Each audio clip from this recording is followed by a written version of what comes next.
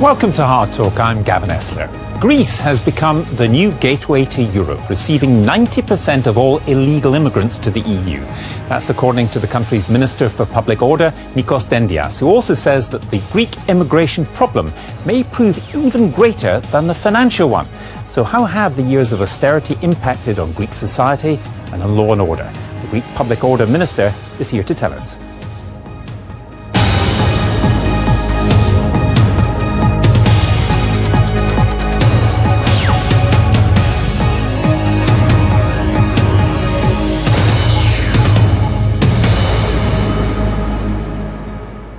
Nikos Dένδιας, warm welcome to Hard Talk. The years of austerity have been extremely tough for the people of Greece. Do you really think it's been worth it? Well, we will tell in the end. But what I have to say is that the Greek society presented its best. It suffered a huge contraction in the economy, almost 30%, which is, I think, it's the first case we have ever seen without a huge public unrest. And on the other hand, what we hope is the beginning to see the end of the tunnel, and we're seeing light in the end of the tunnel. You are. So, because looking at some of the figures, 27% unemployment, 64% youth unemployment, GDP, debt to GDP ratio still 175%. It's a very long tunnel that you're seeing light at the end of. True, but light nevertheless, because there's some positive news as well. Let's say the state lottery has been sold. On the other hand, we have good news on the Azeri pipeline. We have record tourism this year. We could create financial surpluses in our budget. And we do hope that we will see a really growth in the economy 2014. So there are positive news just in front of us, and we hope we can make it. You've also had strikes, you've also had unrest on the streets, and there are those who thought at one point that Greek democracy itself was being challenged. Even the public broadcaster had to close down. I mean, did you ever feel that yourself, that the future of democracy might be not quite as secure? No, not at all. And on the other hand, I have to say that public unrest for the last 12 months was much less than the previous years. And Athens was, I would say, the most peaceful capital in Europe, or at least in Southern Europe, that's for certain. Why do you think that was, or that is? Because I think that the Greek public, the Greek society has understood the magnitude of the challenge. And the Greek public decided that the country should survive within Europe and within the euro. So they tried their best. So let's talk about some of those challenges. Immigration is one which you have flagged up and is clearly a very big concern. You talked about that it could be greater than the financial challenges. Why do you say that? Because really the financial challenges is partly within our hands. If we do the right things, and if Europe helps us, we will be able to see through the crisis, the difficult times, and we go on to a better future. On the other hand, illegal immigration has nothing to do with us. The causes of illegal immigration are far beyond what we can reach and what we can influence. And also, it's our place in the European geography that affects the very essence of the problem. Because you were nearest to Syria, for example, and also Egypt, where there may be further unrest. And in Iraq and Afghanistan and Pakistan and Bangladesh and sub-Saharan Africa.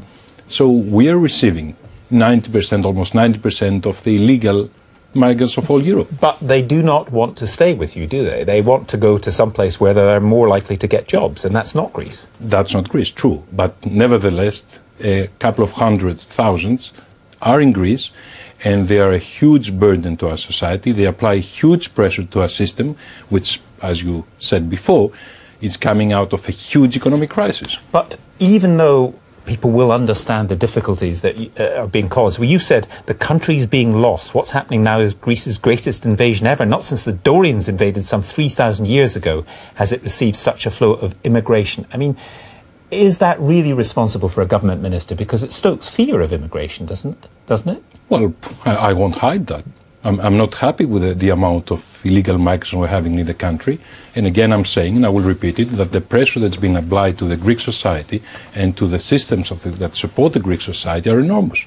Are you saying that the EU is not helping you enough? I'm saying that the EU is not helping us enough. That's true. What should they do? First, funding is required. And second, we have to decide on some sort of reallocation key. Greece cannot handle 700 or 800 illegal migrants by itself. But looking at some of the figures on illegal immigrants are always quite difficult, but legal immigrants, registered foreigners in Greece, has actually gone down from 610,000 in 2009 to 440,000. So some of them have left because the economic conditions are very bad. Illegal immigrants, the irregular migrants, the OECD calls them, 391,000. But to repeat, you've conceded that they want to go somewhere else. So what is actually the problem? But we're not allowed to let them go anywhere else. I mean, if we agree with the European Union that the European Union wants them to go somewhere else, it's fine with us. We'll open our doors so they could go wherever they want. But the problem is they're stuck with us. We are a responsible European country. We won't allow them to pass our borders and go to our other European friends and partners. But we would like European solidarity and a decision-making on after we have finished with the procedure of returns. Some of them could be returned to their countries of origin. The remaining part should be divided between the European states, the European countries, based on certain factors. For example, the area of the country. For example, the GDP of the country. For example, the population of the country. I don't believe there is one European citizen that thinks it's right for a small country under a huge economic crisis like Greece to have to burden with 90% of the illegal migrants of the whole of Europe. That said, Greece is a hospitable place. You want tourists to come. You like visitors to come. Why can't you treat some of these people who are in terrible circumstances a bit better? Because you've been very seriously criticised, we can go on to some of that in a moment, but very seriously criticised for the detention camps, the way in which the migrants are treated. Let me tell you about that. First, we don't consider them detention camps. We consider them pre-removal centers. Second, there were many of them, really, that they were not in good shape. We have been closing one after the other. We have closed 5 pre-removal centers, and we have opened 5 new ones, which are much better. The structure are as modern as they could be, and I think the services are up to European standards. Not everybody within the EU would agree with that. You've had quite a few criticisms from the European Union itself for the way in which you have handled this. Well, I have to say that I'm not of the same opinion as you are. I think we had very positive remarks in the Council of Ministers. I have seen very positive remarks from Commissioner Malmström when she visited Greece. Of course, there is criticism. Well, she also made negative remarks, didn't she? In May 2013, she spoke of conditions in Greek detention centres, as she put it, for immigrants being unacceptable, not up to European rules and international standards. See, what you refer to are the old ones, not the new ones that we have opened. And having said that, everybody is invited to check. Of course, again, I have to say criticism does exist, and nobody says that we are perfect. But within the economic circumstances, and within the crisis, and within the budget, we're doing our best. And please be kind enough to take into account that we're spending 240 million euros of our own money for the illegal migrants per year, whether what we get from the European Union is just 147. So a huge amount of the money we do not have are being spent for the welfare of these people, and we're not counting on that figure the amount for healthcare, which again is under law their own right. You've been very clear on that the EU could do more, and money would certainly help, given Greece's. But not only money. But not only money. But let me focus on one specific question, which is the question of the Syrians that have come in. I mean, there are 100,000 dead, probably more in Syria already. 1.5 million people who have been displaced. We'd agree it's a humanitarian catastrophe. True. And Turkey has got 200,000, possibly more. But we do not consider Syrians as illegal migrants. Syrians are refugees, and it's a different thing. But why have more than 9,000 Syrians been arrested and detained in Greece in the past 2 years? Arrested, maybe detained not. After the Syrian catastrophe is obvious what's happening there, Syrians are not being detained. But they're not getting asylum either, are they? Only 2 who've applied for asylum out of hundreds have been given it, which figures are less than 1%. Not true. The last month we have a new asylum authority, and if I remember the figures well by heart, they're getting more than 25% asylum. More than 25%. So but not the Syrians. The Syrians are getting protection. They're under international protection. The Syrians are not claiming asylum in Greece. They claim for just international protection, and that's what they're getting. But the message that some people are getting from this is that you're not welcome in Greece. Please go somewhere else. For the Syrians, you mean? No, that's not true. You launched an operation called Xenios Zeus?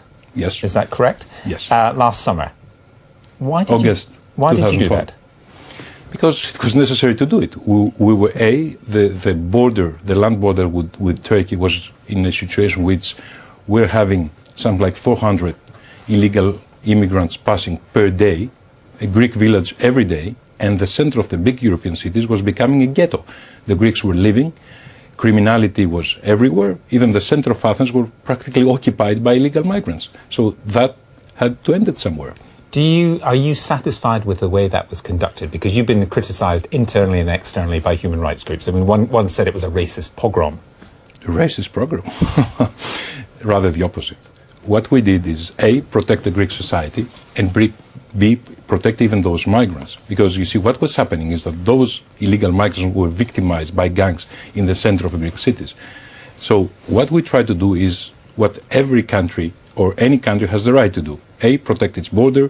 B, protect its citizens. C, apply human rights to people that are legally within the country. It's certainly true that they've been victimized by people traffickers bringing them in, and also by some criminal elements, and that's widely accepted. I'm glad you agree. But well, it's not for me to agree. Human Rights Watch certainly says so, and they also say the Greek police forcibly took almost 85,000 foreigners to police stations to verify their immigration status. No more than 6% were found to be in Greece unlawfully, suggesting the police are casting an extraordinarily wide net. In other words, if you look foreign, you're going to go to the police station. No, that's not true at all. Look.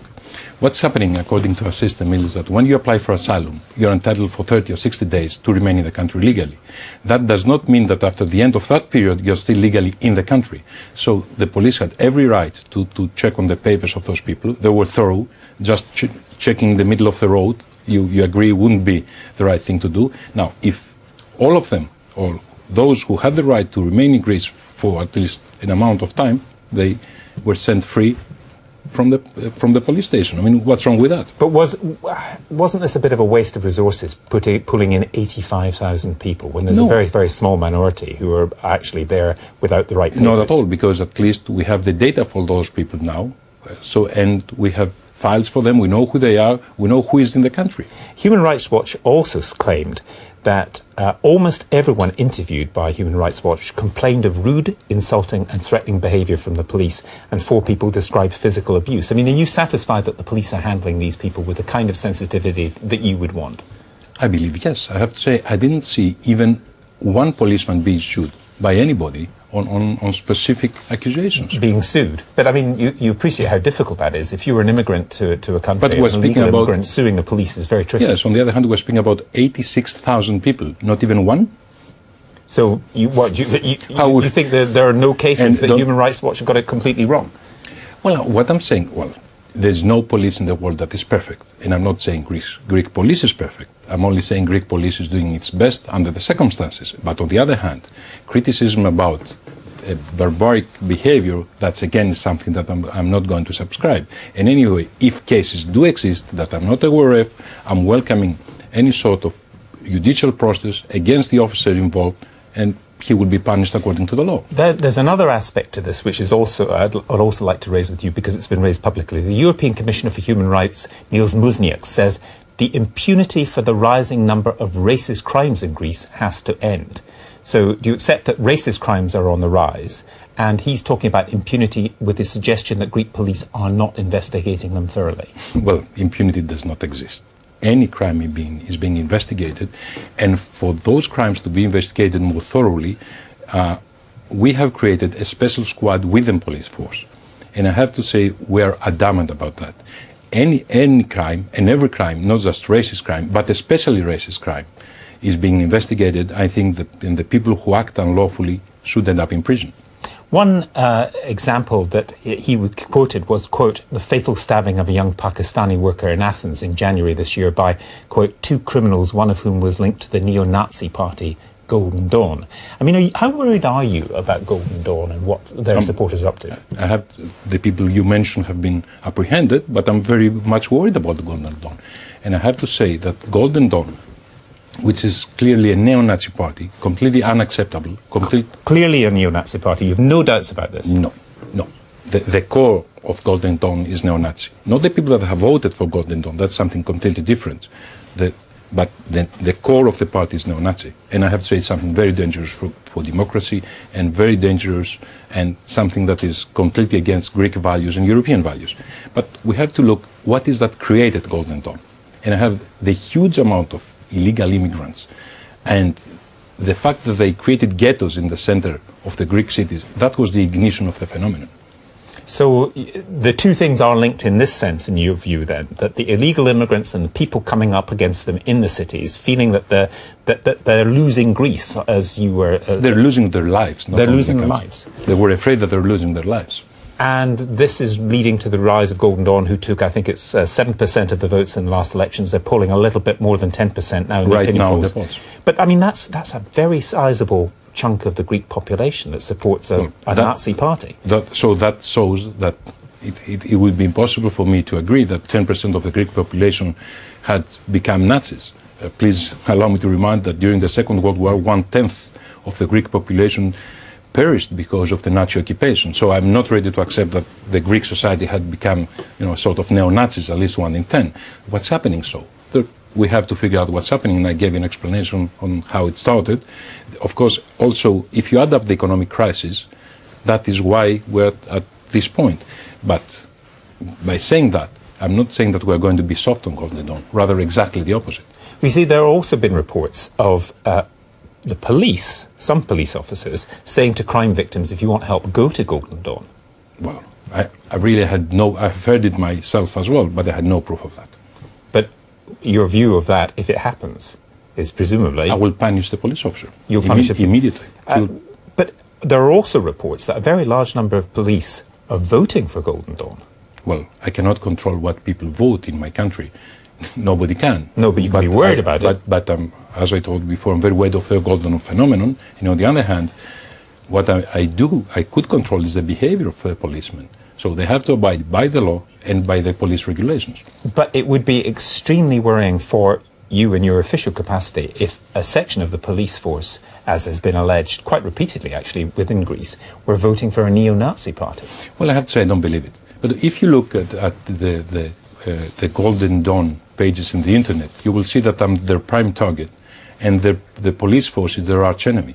So those two things do not really go with each other. What is their threat to Greek democracy? I mean, do you think they've now peaked? Because they seem to be becoming more and more attractive. What is their threat? What are you worried about? Well, if we succeed on dealing with the irregular migration phenomenon, and if we are able to show to the Greek public that we're going to get out of the crisis, I think we would face down the Golden Dawn phenomenon. Why, just one other aspect of this, and I want to talk a little bit about the future and how you see things developing, but one other highly political charged question has been the anti-racism bill, or bills. There's various alternatives. Why has your party decided that, unlike your coalition partners, you are not prepared to support the bill they want? Because we thought it was legally wrong. There were mistakes in the way it was drafted, and that the existing legislation, with various changes, could support the cause of anti-racism much better than creating a new legislation. But does that mean you've set your face against all possibilities for an anti-racism? Not at all. So what would you consider? Because you could, I mean, in terms of the kind of message that's being sent out, you're going to be very tough on illegal migrants. You've said that you would like more help from the EU to do so. But would it not help diffuse a lot of these criticisms if you supported an anti-racism bill that made it absolutely clear where your party stands on this?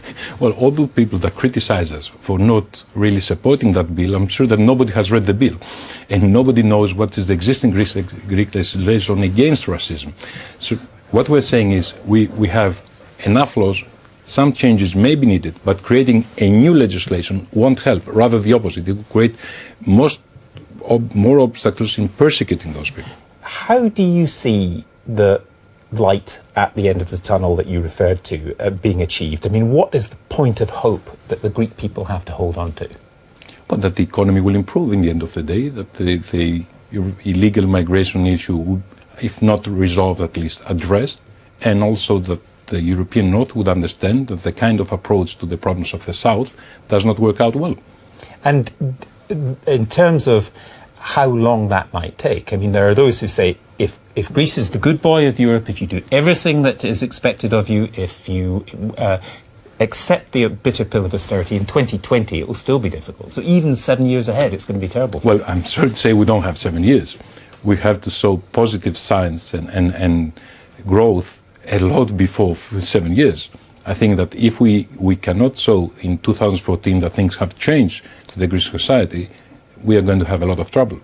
In what sense? In the sense that the electorate will feel that it has been let down. And so there will be a rejection, and because you face the extreme of the right in Golden Dawn, and you also face a party on the far left, Syriza. And do you think, is that your concern, that you have basically got a year to convince the Greek people that this is working? At least to show some clear signs that their life could become better. But I have to say, having said that, I'm rather confident that we're going to achieve that. How much is riding on how well you do in tourism this year, do you think? A lot, a lot.